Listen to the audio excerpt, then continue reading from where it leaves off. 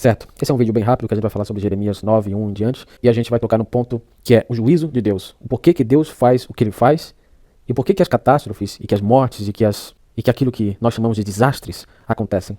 Porque a palavra diz que nenhuma folha cai sem a permissão de Deus, né? Em outras palavras ela diz isso. Ou seja, nada acontece sem antes Deus permitir. Então vocês precisam entender que Deus não muda, ele jamais muda, ele é sempre justo e ele sempre aplica o juízo dele. Então vamos lá, Jeremias 9, 1. Ó, se a minha cabeça se tornasse em águas, e os meus olhos em uma fonte de lágrimas, para que eu pudesse chorar dia e noite pelos mortos da filha do meu povo. Aqui é uma lamentação em relação às pessoas que Deus mandou matar, destruir, consumir. Foram tantos mortos, e o estrago foi tamanho, que tudo que o profeta Jeremias queria ali era chorar incessantemente. Ó, se a minha cabeça se tornasse em águas e os meus olhos em uma fonte de lágrimas, para que eu pudesse chorar dia e noite pelos mortos da filha do meu povo. Ó, que eu tivesse no deserto um acampamento temporário para homens que viajam a pé, para que o meu povo fosse com eles, pois eles são todos adúlteros, um bando de homens traiçoeiros. Ou seja, o povo chamado pelo nome de Deus é um bando de pecador. E quem é o povo chamado pelo nome de Deus hoje em dia? Não são os cristãos? Será que alguma coisa mudou? Será que não são eles também um bando de pecadores? Versículo 3. E eles curvam suas línguas como o arco para mentiras, pecado. Porém, não são valentes para a verdade sobre a terra, porque prosseguem de mal para mal e não me conhecem, diz o Senhor. Deus está falando que eles são valentes, eles são audaciosos, eles têm coragem para pecar, mas não para serem justos, mas não para praticar a verdade. Mas eles prosseguem de mal para mal, de pecado para pecado e não conhecem a Deus. O que Deus falou através do seu apóstolo João, em 1 João 3,6? Qualquer que permanece nele, em Deus, em Jesus Cristo, não peca. Qualquer que peca não o viu e nem o conheceu. Então conhecer a Deus é ser santo, é andar em santidade. E por que esse povo não conhece a Deus aqui em Jeremias 9,3? Porque eles são pecadores, eles são o contrário de santos. Eles são pessoas chamadas pelo nome de Deus, que carregam o nome de Deus em suas línguas, em suas bocas, mas que andam contrariamente à vontade de Deus, que não andam em santidade, que andam em mentira, em engano, em mal, em pecado. Eles não conhecem o Senhor, porque conhecer o Senhor é conhecer e viver em santidade. Prestai muita atenção, cada um ao seu próximo, e não confiai em nenhum irmão, pois todo irmão irá usurpar, e todo próximo andará com difamadores. A palavra diz em Tiago 4,4 que todo aquele que quer ser amigo do mundo se faz um inimigo de Deus. Você anda com difamadores, você anda com pecadores, sejam eles quais forem, pratiquem eles o pecado que for, você se põe em inimizade contra Deus. E eles enganarão cada um a seu próximo e não falarão a verdade. Eles ensinaram suas línguas e proferiram mentiras e cansaram-se de cometer iniquidade. Ou seja, eles pecam tanto, que essa é uma maneira de Deus dizer, eles cansaram-se de pecar. Não que eles estão cansados de fato de pecar, não que eles vão parar de pecar, mas que eles pecam tanto que eles mergulham no mar da imundície e nessa lama e nessa areia movediça. E isso virou o respirar deles. E o que acontece? Tua habitação está no meio do engano. Por meio do engano, recusam-se a me conhecer, diz o Senhor. O que é conhecer a Deus? É andar em santidade. Então, por causa do pecado no qual eles mergulham, seja ele qual for, eles recusam a conhecer a Deus. Por quê? Porque Deus é santo, Deus é separado da sujeira, Deus é separado de toda essa lama. Por isso que a partir do momento que você não larga o pecado, as suas ações mostram que você se recusa a conhecer a Deus. Porque você se recusa a andar na luz. E para andar na luz, você não pode andar nas trevas. Ou você está de um lado do muro, ou você está no outro. Portanto, assim diz o Senhor dos Exércitos, eis que eu os fundirei e os provarei, pois como eu agirei por causa da filha do meu povo. Aí Deus começa a agir. Antes, ele agia através dos avisos a eles, para que eles parassem de pecar. Assim que ele manifestava o seu amor. Esse é o amor de Deus. Ele te avisa, ó, não vai nesse caminho, senão você vai cair numa cova e de lá você não sai mais. Mas como as pessoas recusaram a obedecer, recusaram a repreensão, recusaram a se corrigir e a se arrepender, qual que é o preço que elas pagam? O preço que Deus falou que elas iam pagar. Elas vão cair nessa cova. Elas vão pagar. E é Deus que vai lançar esse juízo, porque ele antes foi amor e ele antes avisou para que eles se corrigissem. Mas como eles não quiseram se corrigir, como eles desprezaram e viraram as costas para Deus, como reflexo disso, Deus vira as costas para eles. A sua língua é como uma flecha atirada que profere engano. Com a sua boca cada um fala pacificamente ao seu próximo, mas no coração prepara-lhe emboscada. São pessoas dissimuladas. Você já viu aquelas pessoas às quais você chama de irmão? Pessoas de igreja, pessoas que falam doce, que falam bonito, que falam coisas agradáveis de se ouvir para você, mas quando você vira de costas, elas estão lá fofocando sobre a sua vida, falando mal de você, desejando o seu mal. Nada mudou. E aqui Deus fala, não os visitarei por estas coisas, diz o Senhor. Não será minha alma vingada de uma nação como esta?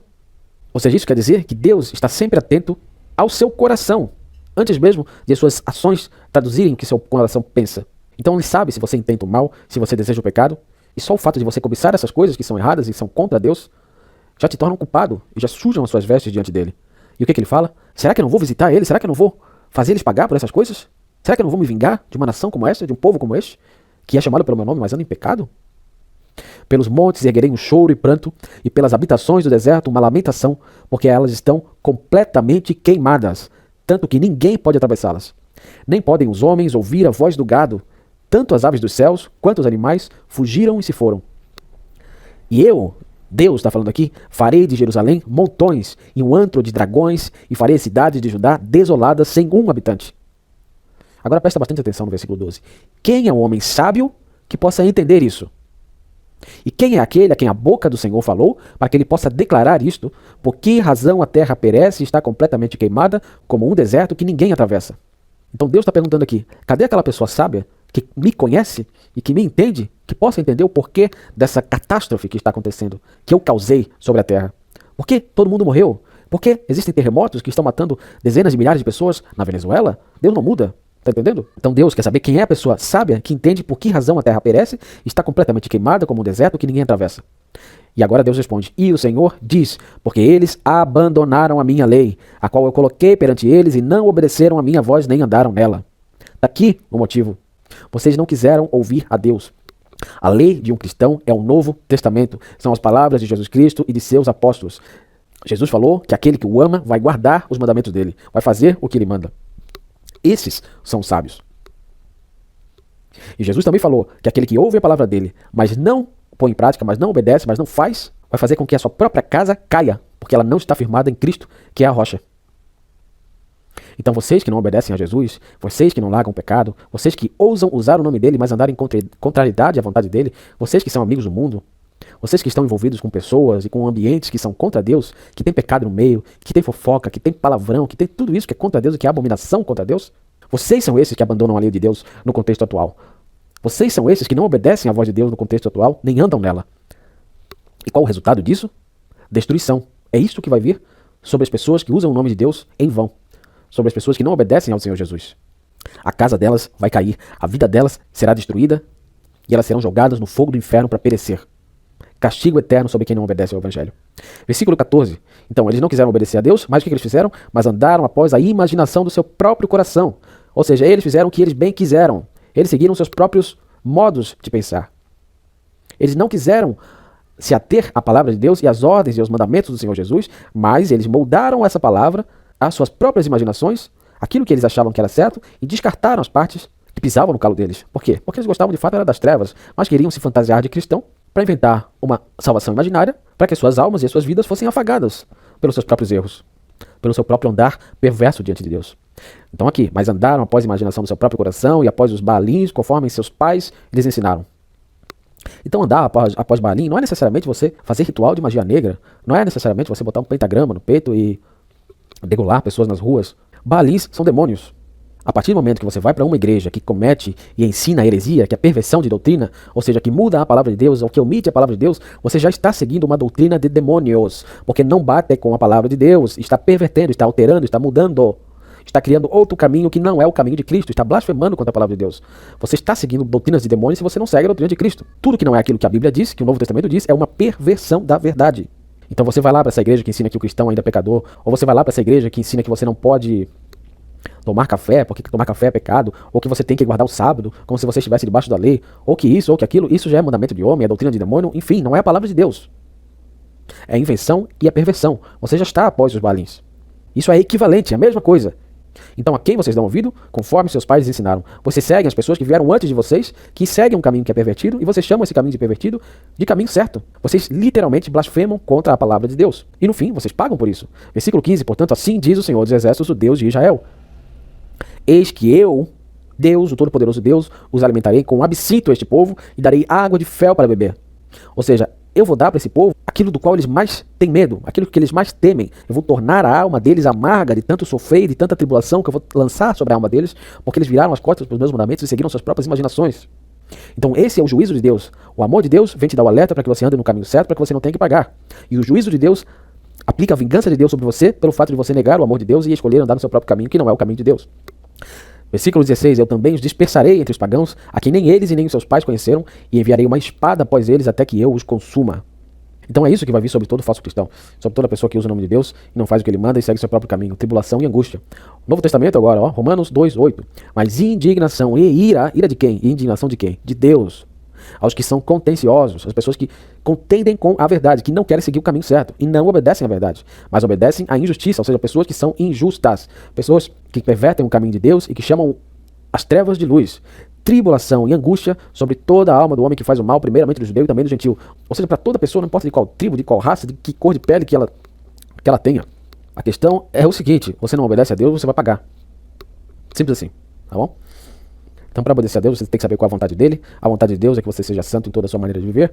1 Pedro 1,15-16, mas como é santo aquele que vos chamou, sede vós também santos em toda a vossa maneira de viver, em toda a vossa maneira de viver, porque porquanto está escrito, sede santos, porque eu sou santo. Então, você quer ser filho de Deus, você tem que agir como ele mandou você agir. Aquele que diz que está nele é um dever, ele mesmo andar da maneira como ele andou, em santidade e obediência a Deus. Se você está em Cristo, você tem que ser um reflexo de Cristo. E você tem que tirar na sua vida aqueles que preferem andar em oposição a ele. Mateus 8,21, e outro de seus discípulos lhe disse: Senhor, permite-me primeiro sepultar meu pai. Mas Jesus disse-lhe: segue-me, e deixa que os mortos sepultem os seus mortos. Deixa os pecadores para trás e anda comigo, porque comigo você terá vida, você terá santidade, e você não terá mais parte com as trevas. É isso que Jesus está falando. João 8,12. Então Jesus tornou a falar-lhes, dizendo: eu sou a luz do mundo. Quem me segue não andará em trevas, mas terá a luz da vida. Se você segue Jesus, o pecado não vai mais fazer parte da sua vida, e nem o pecador, porque o pecador é um com o pecado. Então, se você aceita o pecador, você aceita o pecado também. Você se põe em oposição, em contrariedade a Deus, à vontade de Deus e a Cristo. Você não anda com Cristo se você anda com o pecado e com o pecador. Você precisa se separar. Por isso que a Bíblia te manda sair do meio deles e se separar, diz o Senhor, e não tocar em coisa imunda, e aí Deus vai te receber. Mas se você não quer ser recebido por Deus, ou se você quer criar outro caminho, espera o seu julgamento, pois ele está chegando, tá bom? Não tem como ser mais simples e mais claro do que isso. A Bíblia sempre disse a mesma coisa. Você tem que se purificar, você tem que ser puro, você tem que ser santo, você tem que ser digno e honrável de Cristo. E se você não estiver disposto a deixar a sua vida anterior para trás, a negar a si mesmo para seguir a Cristo, você vai continuar com a sua vida anterior que o ofende e você não é digno dele. Então disse Jesus aos seus discípulos: se algum homem quiser vir após mim, negue-se a si mesmo, tome a sua cruz e siga-me. O seu modo de pensar, o seu modo de agir, tudo que é contrário a Deus na sua vida, você vai jogar fora. Você vai negar tudo isso que faz parte de você, porque você precisa nascer de novo. Então você tem que morrer para o pecado, você tem que morrer para o seu eu anterior, para o seu velho eu. Você tem que tomar a sua cruz, ou seja, estar disposto a perder tudo que for e todos que for ou que forem necessários para seguir Jesus, e aí sim você pode segui-lo. Porque aquele que quiser salvar a sua vida, perderá. E quem perder a sua vida por minha causa, achará. Então é melhor você perder a sua vida, esquece, joga tudo no lixo e corre para Jesus. Todas as coisas que faziam parte da minha vida passada, que ofendiam a Deus, não fazem mais parte da minha vida, desde o momento em que eu decidi seguir a Cristo. Você não pode seguir a Cristo se não carregar a sua cruz. Você precisa estar disposto a perder coisas, pessoas. Eu perdi emprego, eu perdi todos os meus amigos, eu perdi toda a minha família, tá bom? E Jesus me dá aquela paz que excede todo o entendimento. Porque eu sei que agora eu ando de uma maneira que agrada a Ele, e Deus me deu uma família espiritual. Jesus falou que a família dele são aqueles que fazem, que obedecem à vontade de Deus. E não simplesmente quem usa o nome dele e usa o nome dele em vão, porque não faz o que ele mandou, tá bom? Largue o pecado, largue quem não quer largar, carregue sua cruz, que Deus vai te dar paz. Mas se você não quer fazer isso, saiba que o próprio Jesus falou que você não é digno dele. Isso eu posso te provar em Mateus 10:38. E o que não toma sua cruz e segue após mim, não é digno de mim. Então não preciso falar mais nada, né? Qualquer coisa, manda mensagem aí no Instagram.